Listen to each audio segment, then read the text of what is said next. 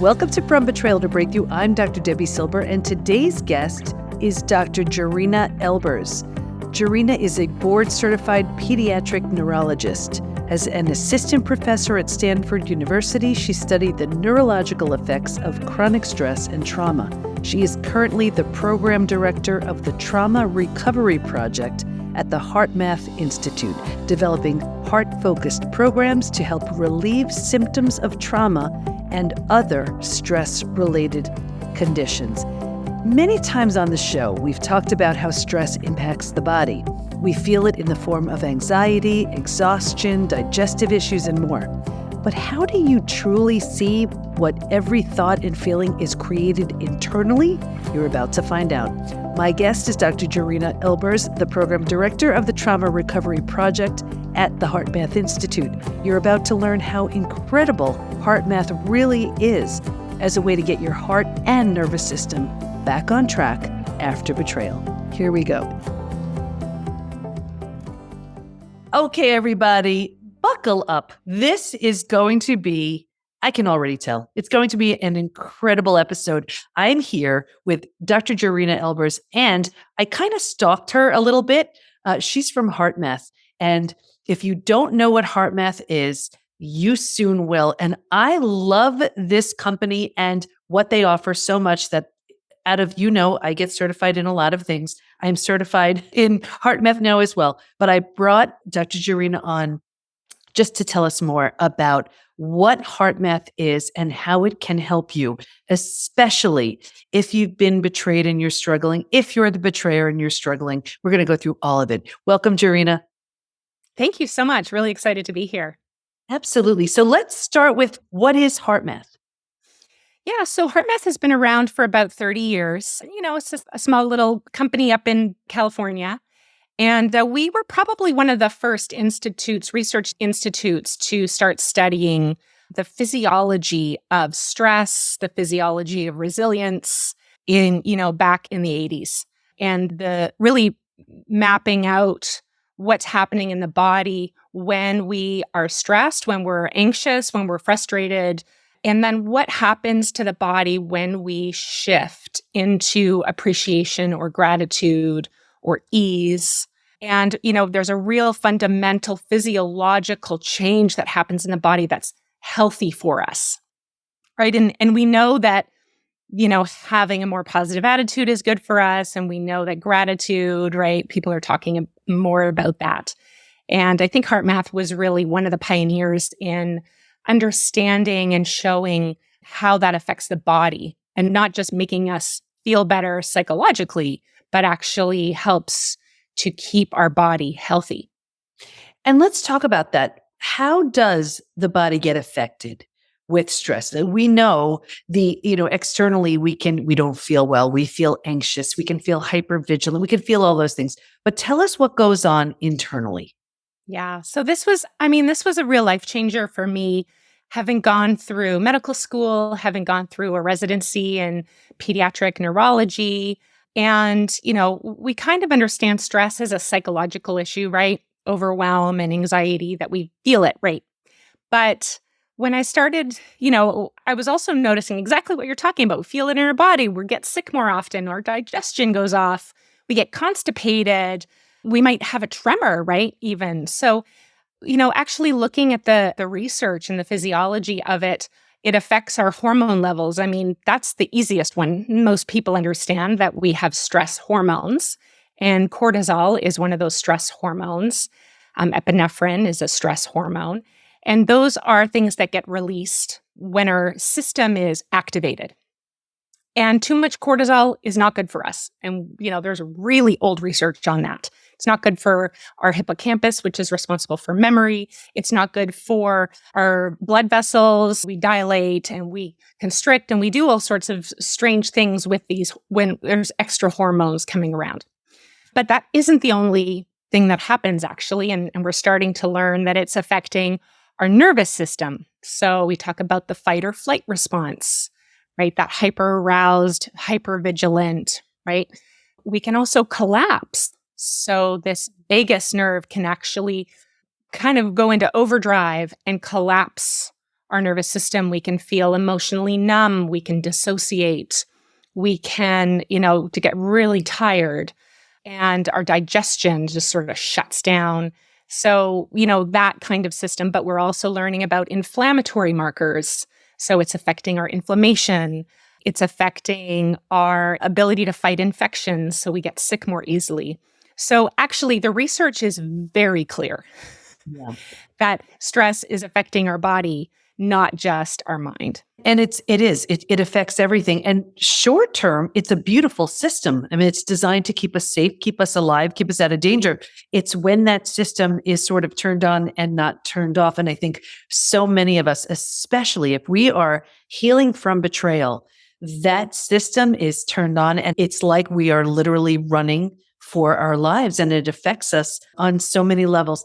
Can you talk about how would the body be affected? Let's talk about the heart.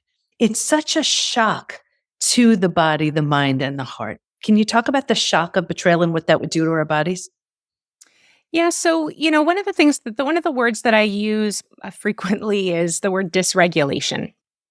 And dysregulation I guess it's more of a generalizable term to describe what's happening in all of these different systems that we talked about: the nervous system, the hormonal or endocrine system, the cardiovascular system, the digestive system.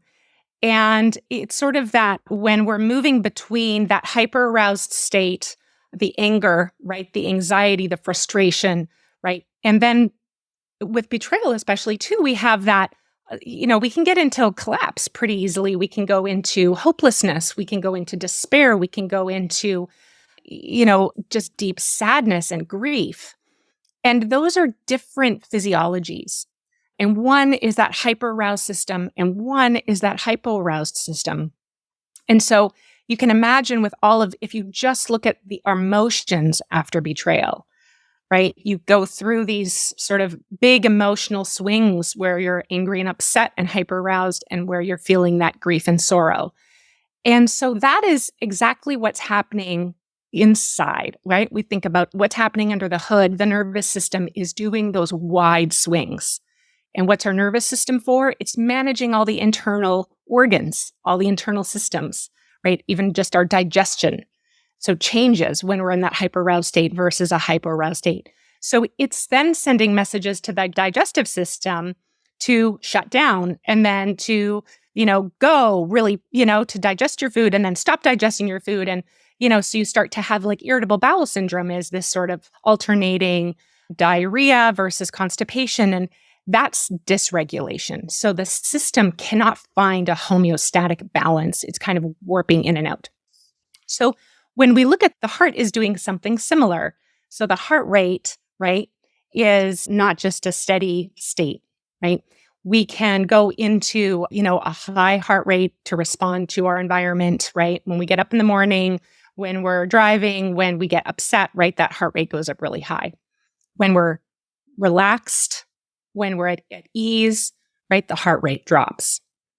And what we want actually is this nice curve, right? When we look at our heart rate and the variability between our heartbeats consecutively, because it doesn't just stay static.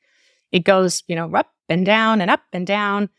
And we want it to do that because that's a measure of the flexibility of our system and the flexibility of our autonomic nervous system in order to respond when we need it to. And what happens when we've sort of developed this dysregulation and we're, highly anxious and we're sad and we're depressed and all of these different symptoms, it's kind of keeping our system, our heart rhythm within a very narrow range. And, a lot of people say, like, I can't relax. It's really hard to sleep. I'll maybe fall asleep for a couple of hours, but then I'm awake again, right? And that's, again, the symptom of dysregulation in the body, that sleep gets dysregulated as well. And so we start to see that dysregulation in the heart rhythm patterns, and it looks really chaotic when we look at our heart rate variability, and we call that incoherence. Part of HeartMath is to bring the body back to coherence, which is more of a state of regulation. I love what you're sharing because we experience these states and we feel them, but when you really take a look and say, and tie it to, this is what the heart is doing in those states. Like, You mentioned anger and sadness. In the post-betrayal syndrome quiz that we have on our site, we've had, 95,000 people take it. And I think something like 88% of those 95,000 experience extreme sadness, and 83%, something like that, are extremely angry. And it's so common to bounce back and forth between those two states all day long. So when you think about how extreme those emotions can be and what they're doing to the heart rate, your heart rate variability and everything, you can really see how it's contributing to that dysregulation for sure. So yeah, go ahead. Yeah. Well, there's one other piece of that, and it takes a tremendous amount of energy to do that, right? To be going from one extreme to the other extreme. And so what happens, yes, we're experiencing, these high highs and low lows in our state of arousal, but on top of that, we're experiencing depletion, energetic depletion, because, we have a battery and we use energy, we are energy, and we have a certain amount, and depending on how much you're putting into that battery to replenish it and how much is getting depleted, right? If you're just swinging all day and you're not putting energy back into the system, you're going to run on empty.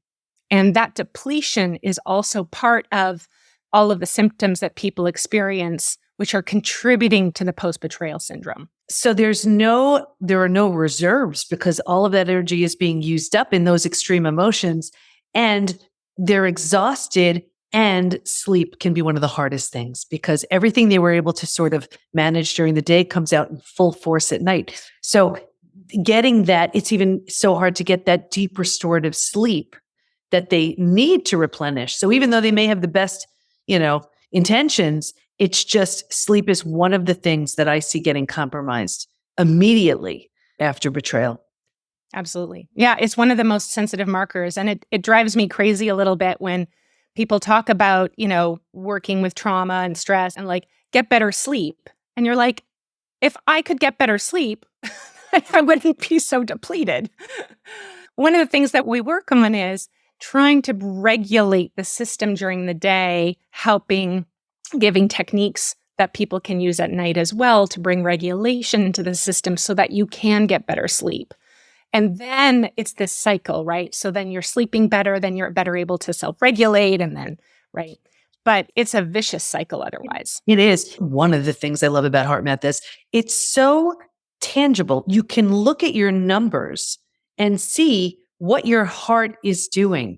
Can you talk a little bit about just even how that works, and how, because it's everybody watching and listening, my Transform members, that's people who work with me at the higher level, I may just be including a HeartMath monitor for every new Transform member. I mean, I think it is that important in seeing as we're moving through our experience. Look at the proof. You'll see, are you handling your stress a little bit better? How are you breathing? What's going on? Can you share what it looks like and what happens? And I will even show you, after you do, I will show you today's measurement. Very good. Excellent. Well, yeah. So I like to kind of divide up HeartMath, the benefits of HeartMath and what it can offer, into sort of two camps. The first camp is the techniques, right? The intention is to do them in the moment. So you're not meant to pull out your device and, in that moment when, you're at your limit and, you're really upset or you're really angry or frustrated, whatever is happening in that moment. So those are the techniques, and we'll talk about those. The technology is something really unique about HeartMath. I think it's one of the best things that we have to offer. And so it's a heart rate monitor that you can clip on. Some of them will clip onto your thumb. You can clip it onto your ear. And, it's a pulse monitor. So it's picking up your heart rate. And when you connect it to an app, we have a new app and a subscription service and a new monitor. So it's a very exciting time at HeartMath because we have a lot of new things that we're offering. That's the old one. I have to give you the new one, Debi. That's what I have. Okay, I need them. And that one's great, but the new one is a subscription service. So you don't have to have a monitor, because the sensors, they're running right now at about $250 for a new sensor. But if you want to try it on your phone, you can actually pick up your pulse rate on your camera on the app. So that's why you have to get the new app. Okay. So you can just put your finger, you can try it out, and it's picking up your pulse rate. And then what you're going to see is a screen that's looking at the heart rate variability, which means the variation in heartbeats over time. So it's going to go from here to here to here to here to here to here, right, over time. And when we're doing a resonant breathing frequency, 5 seconds in, 5 seconds out, or we're in a regenerative state like appreciation or care, and our system is actually in that state. It's not a mind thing, it's a body thing. What you start to see is a sine wave. So this flexible, almost like seamless shift between the heartbeats that's going up and down. It looks like rolling hills. Mhm. And that is what we call coherence. And this is mine, everybody. And you can tell I had a little bit of a stress this morning. Yes, what you're seeing there is a little bit, it's a little more jagged. Mhm. And then, it depends on, people's general stress levels. It depends on people's age. Some people will never get the rolling hills, but the more you can get sort of a general up and down within, so you don't want a tiny little one where it's just going like this. That means your system is really rigid. You will notice that, right? You're going to have emotional rigidity, cognitive rigidity. Your system gets depleted really easily. So it's a really good reflection of what's happening on the outside. And then when you have this really high heart rate variability, your system inside and psychologically is just more adaptable and more flexible.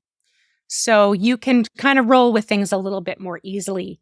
And your system is able to roll with things a little bit more easily.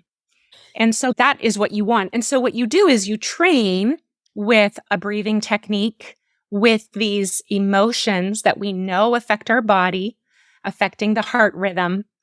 And you're sort of working towards getting this nice, coherent heart rhythm pattern, which is then communicated through the whole body. Because, our organs are not siloed, right? They're not just working on their own.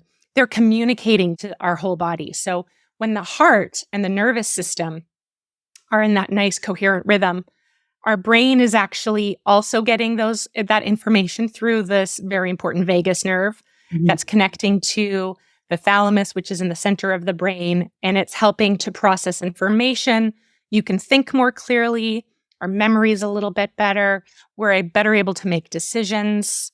We have more composure. So our limbic brain, our emotional brain, doesn't respond, right, as quickly. So there's, and then it goes downstairs too. It goes into the digestive system, and it's controlling, helping our digestive system become more regulated. And so that's the goal, right, is regulation. And that's so important too. 45% of everybody who's taken that post-betrayal syndrome quiz has a digestive issue. Anything, Crohn's, IBS, diverticulitis. You know what I love about it too? That there's also, like, even when I was looking at the app as I was doing it this morning, I would see myself get out of coherence and I would bring myself back. So I could tell what I was thinking about, my to-do list or whatever, that threw things off. And then I was like, okay, I could bring it back. And it was such a great reminder of, look at the thoughts you're thinking during the day and see how it's impacting you. And it's so incredible how I could see and everybody, it'll show red. I don't know if it's different on the app you're talking about, but red, blue, and green. And I would see that all of a sudden I would start thinking about something that I had to do later on that I was looking forward to or whatever, and it would turn red. But then knowing that, I'm like, okay, just breathe and calm down, take a few deep breaths. And then I would see it go blue. Then I would see it go green again. And it gives you that sense of empowerment, knowing that I really have control over what my heart's doing. Yeah. Well, and I think the really important piece for people to understand is that you're actually rewiring the system. So the more you do this, the more you practice it, the more you can bring it in to your, daily practice or, sitting at a stoplight, right? You're giving your system different information. And it can feel unfamiliar at first. Some people might be like, oh, this feels a little weird because they're used to being like, hypervigilant or on edge all the time. And then for other people, when they feel it, they see it, they're like, oh my gosh, I didn't know I could feel this way. Right. And like literally like tears because they've been running on empty and depleted and afraid their whole entire life. And then all of a sudden, right, they can feel it. And that's the other piece that I wanted to mention is that, especially for the population that, that you work with, trust is paramount, right? And that's what we're sort of rebuilding. And trust requires regulation. Mm-hmm. Trust is regulation. And so if you have a dysregulated system, it's very difficult to get back to a place of trust. And so I kind of see these as like hand in hand where we can work with the body, we can work with what's happening under the hood because you can't always tell, right? You can meditate, but then when you actually hook up to your HRV monitor, you see that the whole time you're meditating, you're actually totally incoherent and dysregulated. Right. But you can't tell because it's unfamiliar to you, right? You just think you're meditating. So you're bringing that regulation back in the system and it's setting you up to emotionally connect with that feeling of trust again. And I think that's building, that's the whole point of all of this. So important, that sense of trust and also feeling in control because, sometimes, and I'll say it often, how we eat, how we move, maybe the only things you have control over, but I'm adding to it now, your heart rate variability. If you're deliberately and intentionally using the monitor, doing these practices, that's something you have control over as well. What your heart will be doing and how it's healing. Let's talk about some of the techniques because they are so helpful. I love the HRV. I think it's great. And for a lot of people, that is, it's so life-changing for them. We cannot underestimate the power of the techniques, though.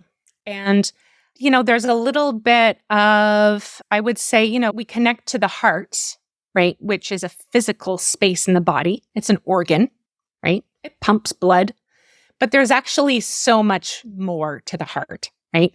And when we look at literature and art and religion, right, over millennia, right, the heart is a unique organ, right? And we talk about as the seat of emotion. We talk about it as the seat of wisdom. We talk about it as sort of a window to the soul, right?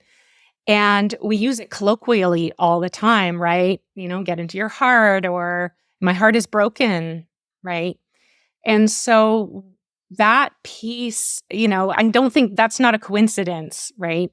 I think that the heart from a energetic or a spiritual sense is an incredibly powerful place in the body. And so with each of the HeartMath techniques, the first thing we do is we place our attention, right? And the more attention we pay to something, the more it manifests. And that's just how we work, right? And so we place our attention on the heart. And even just that sometimes, right? You can place your hand over the heart. Sometimes I need two hands because depending how busy my mind is or wants to be, sometimes I really need that pressure and I need the two hands. And we just breathe in and out through the heart area. And that's heart-focused breathing. And I want to talk about the breathing piece because the breathing piece is also important. The breath is one of the simplest ways that we can control our nervous system, actually. When our nervous system is hyperaroused, that hypervigilant state, what do? Right? We notice our breath is short, shallow breaths. When we're deeply relaxed,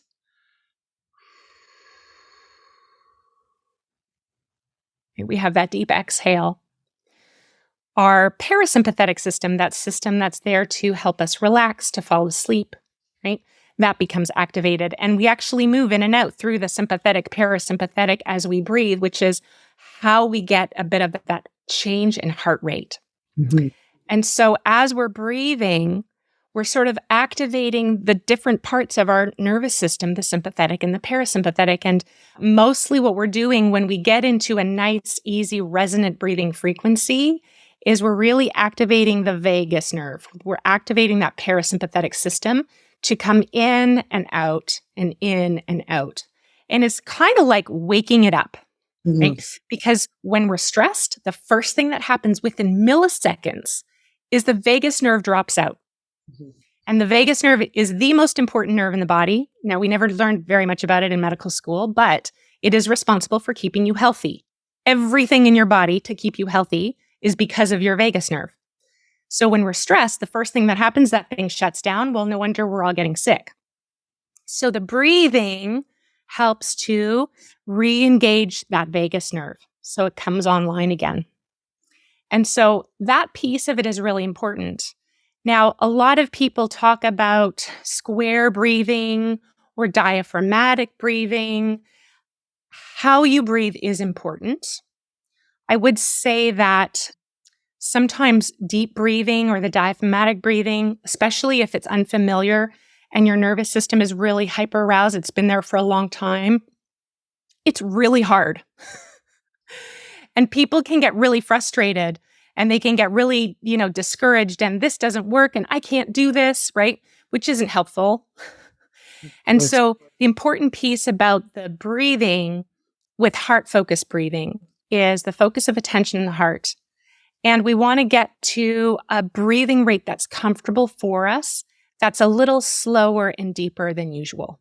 And so we just notice, how am I breathing? We don't want people to breathe so that they're dizzy. We don't want people to breathe so that they're, out of breath, because everybody is different and everybody's breathing rate and what's familiar to them and where they can get to, even day to day, is going to be different. And so we really want to find the rate that's comfortable for you. I love that. And I love that we do this at our own pace in our own way. But what's even more important is it's the combination of the breathing with focusing in on the heart and even putting your hands on your heart, because that's the area that gets blasted with betrayal. That's the area that gets shattered in a million pieces. And it's also where so many people who've been betrayed, me included, I never had physical heart pain, except when I was experiencing my betrayal. And, everybody who's heard my story, I actually went to the emergency room thinking I was having a heart attack at some point, and it was a panic attack. And it was the intensity of that physical heart pain. Can you talk a little bit about why the heart is feeling that during those times? I wish I knew. So I can't say for sure, Debbie. We don't have very good research on why that kind of thing happens. I have an idea. Really, these kinds of things are energy, right? And energy comes in different frequencies, right? When you look at light, for example, and when you divide it up into the different colors, so red has a different frequency than green and purple, right? That's how we get colors. So our energy is all like that. It's running at different frequencies. And so when things come in at a mental frequency, right, a thought, it's going to run at a different frequency. Well, so let's say it's kind of like red, right? And then when we get emotions, it's running at a higher frequency, right? Then that's blue. I'm just pulling these out, but it's just to think about it. When it starts, that frequency increases and it gets denser, it gets deposited into the body, right? And so that's when we can start to have these sensations, right? A pain or a tightening or something physical, just it feels off, right? We can get, right, when especially suppressed emotion, it increases in density. So you imagine light, right? It goes into a plant and that plant then dies, right? Or a tree, and that carbon, right, which is just light, it's a physical form of light. It gets, right, then pushed underground, right? Over time, more and more and more pressure on the carbon gets, right? It becomes denser. And so then what happens, right? It's like cool, right? So it increases in density the more that it's pushed down. And so I kind of imagine emotions to be like that. Initially, it's, a form of light. And then it gets so dense because it's not released, and it creates a density, a physical manifestation inside the body that then gets suppressed even more, and it creates a physical problem. And this is why I think when we start to do trauma processing, right? We start to notice things moving. We can notice that pain is now, oh, it's in my shoulder, but now it's here.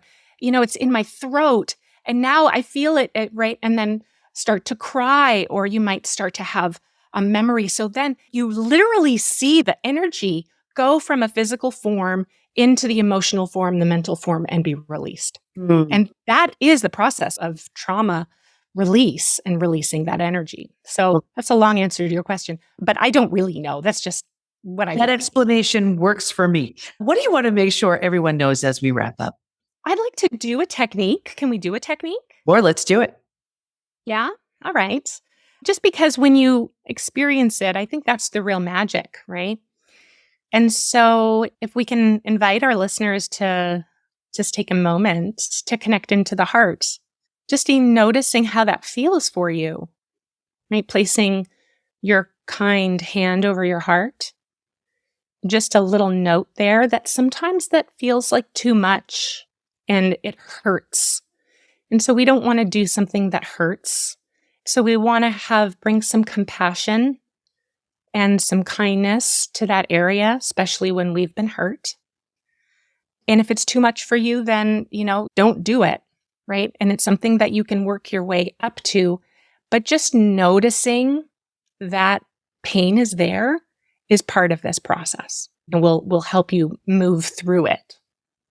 So we bring our attention to the heart,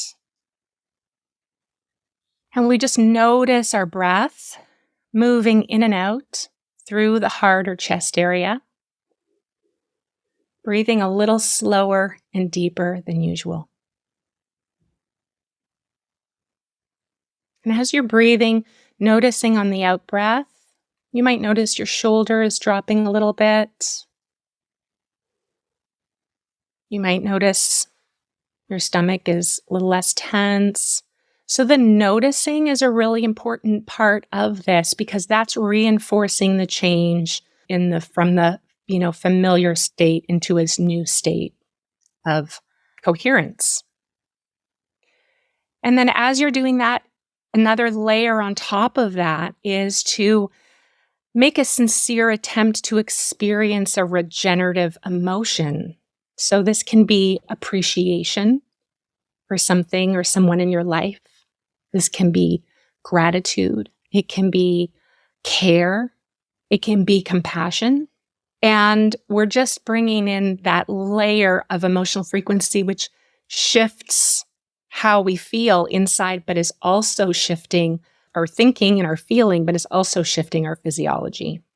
And so as we're breathing, we bring in a layer of that appreciation, care, and trying to experience that inside the body. I like to think about a place that's sometimes helpful, or a pet.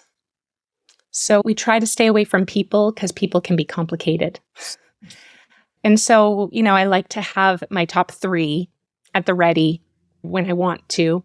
And this is a really helpful technique to get coherent before an important conversation, say with, somebody that you're having a conflict with, or, you're just trying to get to a different place. And I think that's the important part here, is that you don't have to feel the way that you do, right? That there is an alternative.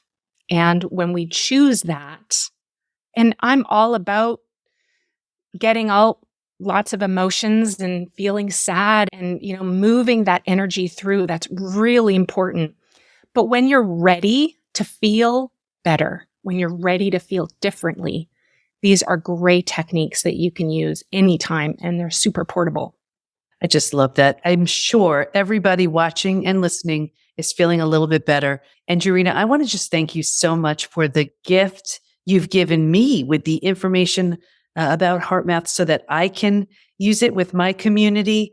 And you are just shedding such light on such a beautiful, important topic. So where do we go to learn more about you and the great work you do? Of course, we'll have everything in the show notes, but where else can we go? Yeah, well, so HeartMath, we have heartmath.org is our nonprofit. HeartMath.com is our consumer facing, so you can go to either. We have, like I said, we have a brand new app. We have a brand new sensor. So lots of exciting stuff. And then, I'm not really on social media, actually. So people can email me. Okay, perfect. We'll have all of that in the show notes. Jorina, I just really want to thank you so much. This community, their heart's been so hurt and they can heal from all of it. And this is another incredible way to do just that, to help them while they're on their healing journey. So I want to thank you so much for all you shared with us today. Thank you. It was really fun to chat with you. You really can rewire the nervous system.